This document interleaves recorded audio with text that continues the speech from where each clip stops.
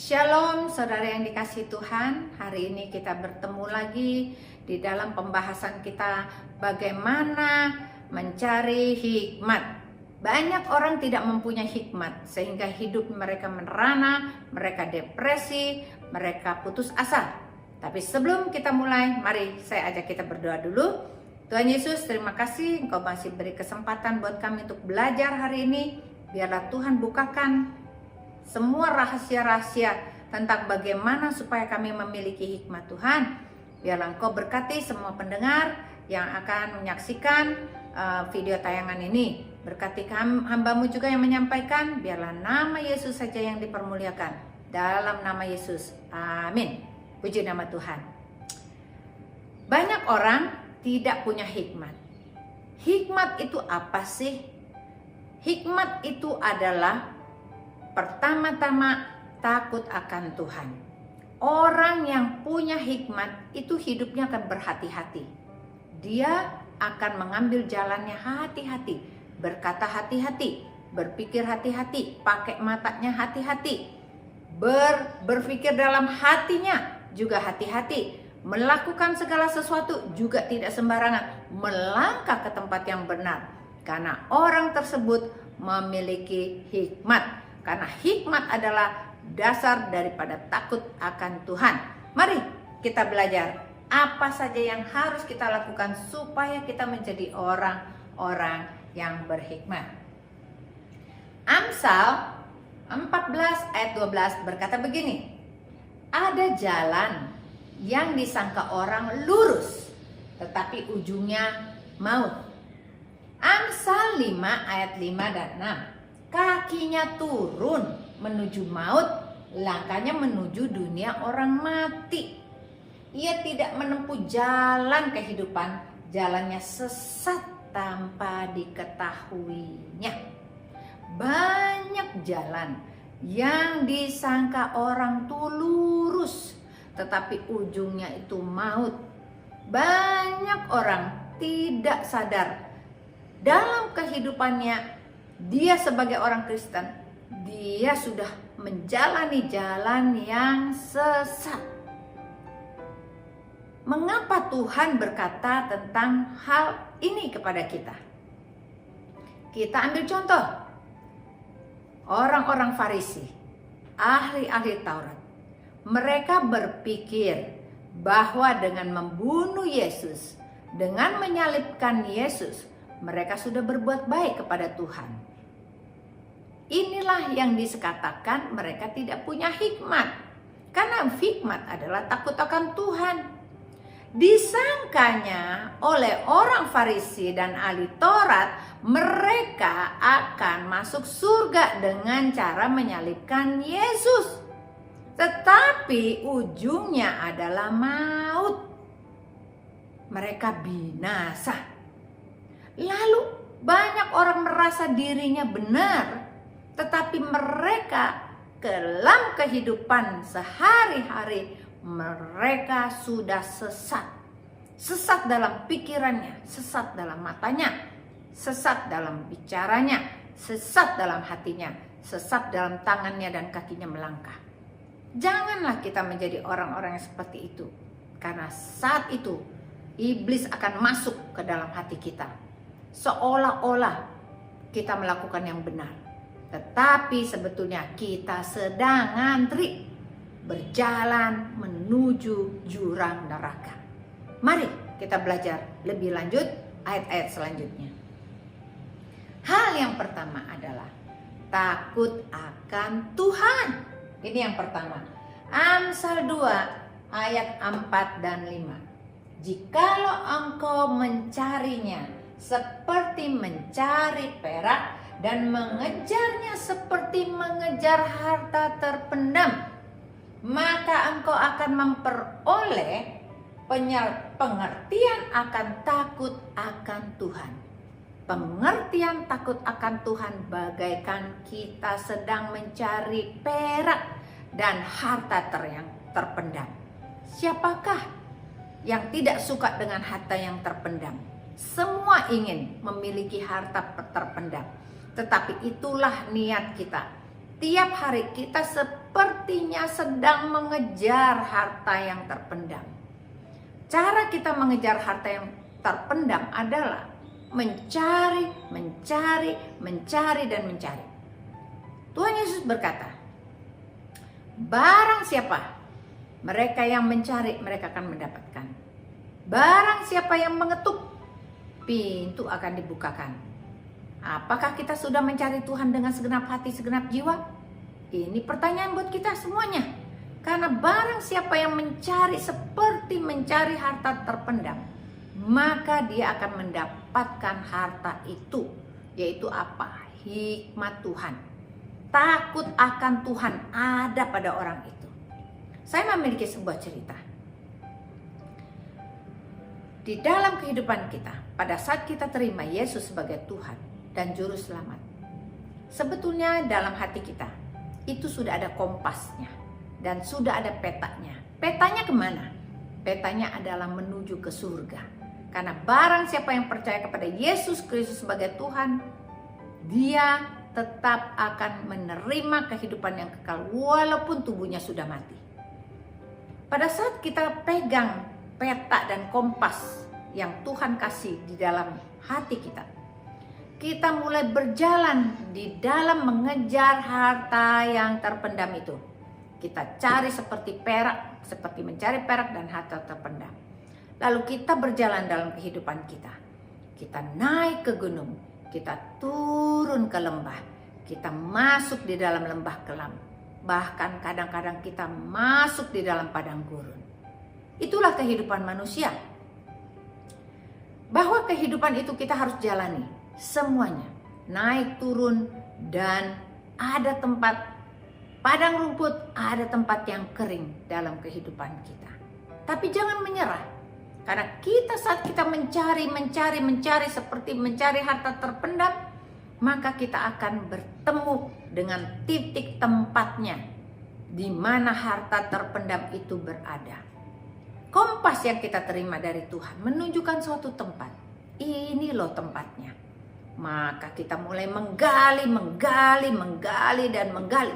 sampai kita menemukan pintu. Dan pintu itu dibuka. Waktu kita masuk ke dalam itu, kita terheran-heran. Karena kompas itu menunjukkan sebuah pintu lagi. Pintu yang satunya lagi. Tapi itu terletak di ujung sana. Dan pada saat kita menjalani dan melihat, kita terheran-heran karena lorong-lorong yang ada di sekitar kita itu kiri dan kanan begitu menggiurkan. Begitu membuat hati kita terpaut kepadanya. Ada hobi kita, ada uang, ada semua kesukaan-kesukaan kita di kiri dan di kanan. Tetapi kompas itu mengatakan, mari terus saja lurus ke depan. Terus saja ke depan, terus ke depan. Pada saat kita maju, mendekati terus tempat yang ditunjuk oleh kompas itu, maka kita akan menemukan pintu.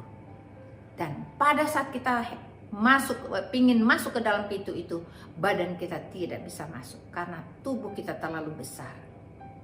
Lalu kita akan mundur ke belakang dan kita melihat lagi apakah kompas ini benar menunjukkan tempat itu. Karena Tuhan berkata, jalan menuju ke surga adalah jalan yang sempit, kecil sekali, lebih gampang ontak masuk ke dalam lubang jarum daripada orang masuk ke dalam surga. Berarti orang tersebut atau kita melihat dan mundur ke belakang, kita harus berpikir.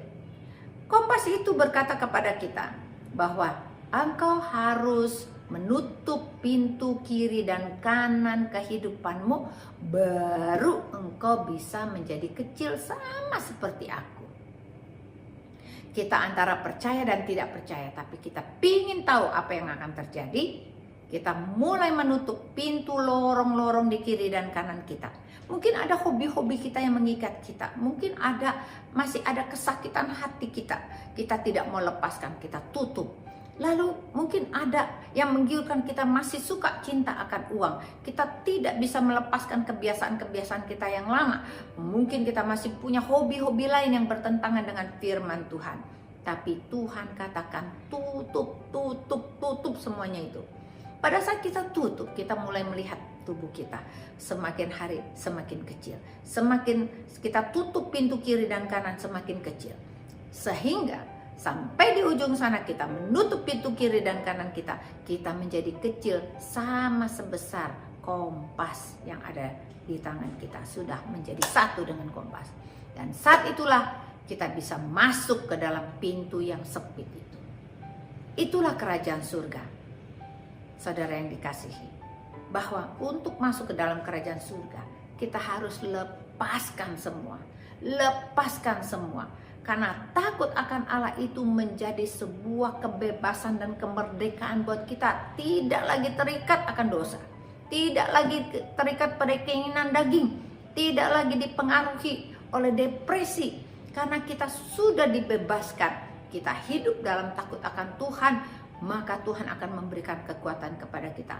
Ini hal yang pertama. Mari kita lihat hal yang kedua. Apa yang harus kita lakukan? Yang kedua adalah taat pada firman Tuhan. Amsal 1 ayat 33 berkata begini. Tetapi siapa yang mendengarkan aku, ia akan tinggal dengan aman, terlindung daripada kedahsyatan malapetaka. Tetapi siapa yang mendengarkan aku, ia akan tinggal dengan aman, terlindung daripada malapetaka. Amsal 2 ayat 6 dan 9 berkata begini. Karena Tuhanlah yang memberi hikmat, dari mulutnya datang pengetahuan dan kepandaian. Maka engkau akan mengerti tentang kebenaran, keadilan, dan kejujuran, bahkan setiap jalan yang baik. Saudara yang dikasihi Tuhan, bahwa hidup kita harus taat pada firman Tuhan. Kalau kita taat pada firman Tuhan, katakan kita akan aman, terlindung daripada malapetaka. Itu hal yang pertama. Yang kedua, Tuhan menjanjikan kepada kita, barang siapa orang yang taat pada firman, maka kita akan mendapatkan pengetahuan tentang kebenaran, tentang keadilan, tentang kejujuran, dan segala jalan yang baik. Karena apa? Hikmat Tuhan itu masuk ke dalam hati kita, akan mengontrol hidup kita, sehingga kita diberikan kepandaian. Kepandaian itu datangnya dari Tuhan untuk berpikir benar, matanya benar, mulutnya benar, hatinya benar, tangannya benar, kakinya benar. Kalau kita ingin hidup di dalam kebenaran, maka hikmat Tuhan tetap ada pada kita, terus memberikan kita keadilan. Engkau menjadi orang yang adil, tidak pilih kasih.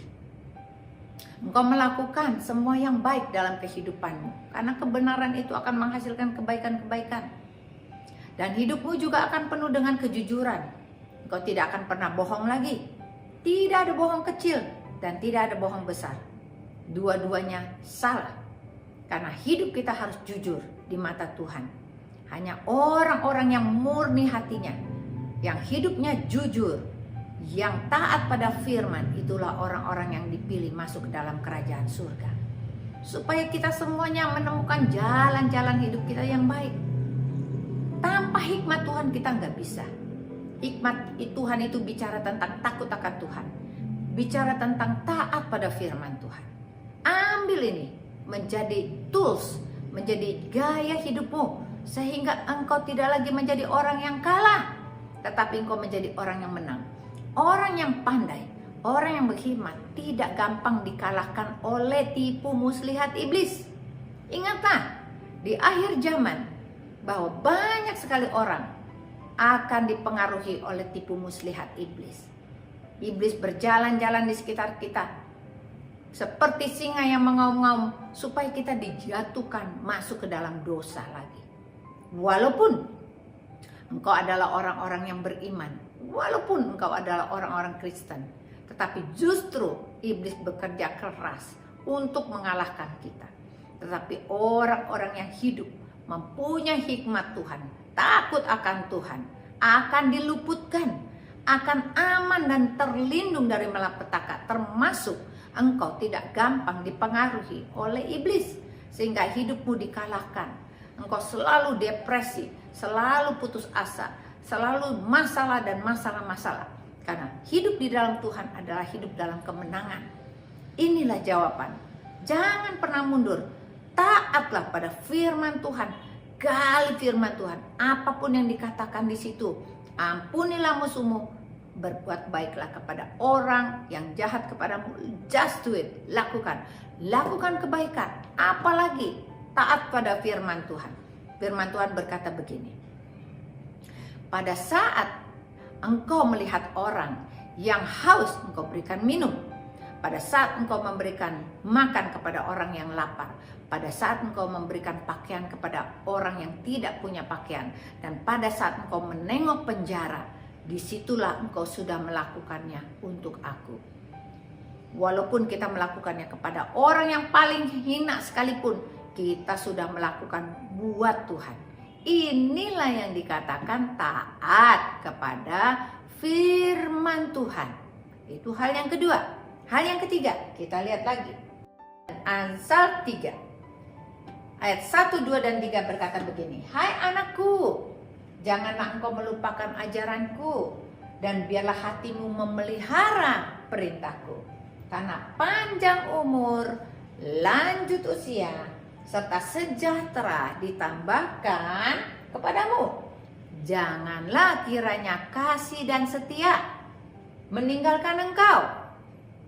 Kalungkanlah itu pada lehermu, tuliskanlah itu kepada loh hatimu. Kita harus membawa firman Tuhan di dalam loh hati kita. Setiap hari kita kalungkan, bahkan tertulis dan terukir di dalam loh hati kita. Jangan sampai kita ketinggalan. Jangan sampai hati kita tidak ada firman. Ini karena Tuhan akan memberikan apa? Panjang umur dan lanjut usia. Tuhan akan berikan buat kita semuanya. Hal yang kedua, hal yang ketiga yang harus kita belajar hari ini adalah rendah hati. Amsal 3 ayat 7 dan 8 berkata begini. Janganlah engkau menganggap dirimu sendiri bijak. Takutlah akan Tuhan dan jauhilah kejahatan. Itulah yang akan menyembuhkan tubuhmu, yang akan menyegarkan tulang-tulangmu. Kalau hidup kita suka sakit-sakitan, semua sakit. Jangan-jangan kita belum melakukan apa yang seperti Tuhan inginkan kita lakukan. Hidup kita haruslah takut akan Tuhan. Hidup kita haruslah taat pada firman Tuhan.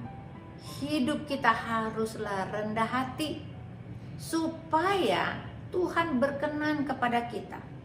Kalau kita angkuh, itu adalah musuh daripada Tuhan. Kita tidak boleh angkuh.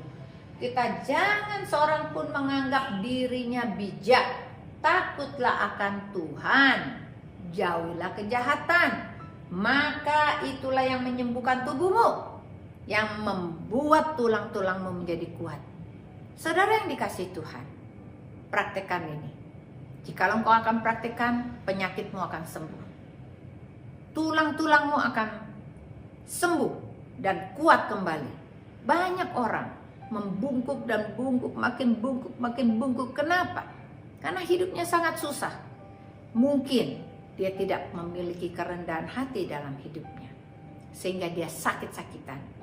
Dia tidak takut sama Tuhan, sehingga dia tulang-tulangnya sakit semuanya. Hidupnya tidak pernah taat pada firman, sehingga hidupnya selalu ditimpa malapetaka. Tidak pernah aman. Kalau dia menabung pun, tabungannya habis semuanya.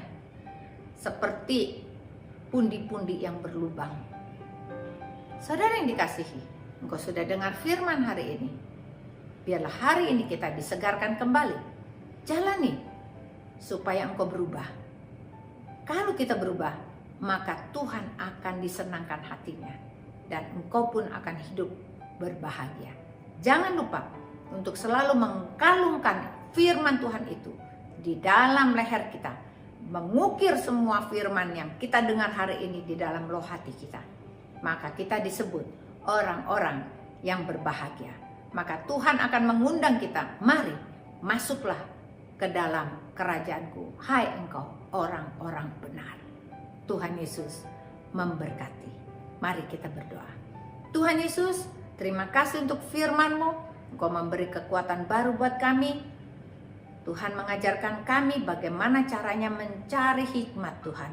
Supaya kami mencarinya seperti mencari perak dan mengejar harta yang terpendam. Hidup takut akan Tuhan, itulah yang kami kejar dalam hidup kami. Supaya hidup kami pun taat pada firman Tuhan. Maka orang yang taat hidupnya aman, terlindung dari malapetaka. Dan iman kami semakin kuat. Tuhan, Engkau memberikan kerendahan hati buat kami. Supaya kami tidak sombong. Supaya kami semakin rendah hati. Semakin dipakai oleh Tuhan menjadi saksi-saksi-Mu. Terima kasih Tuhan. Di dalam nama Tuhan Yesus, kita semua yang sudah diberkati Tuhan katakan, amin. Puji nama Tuhan.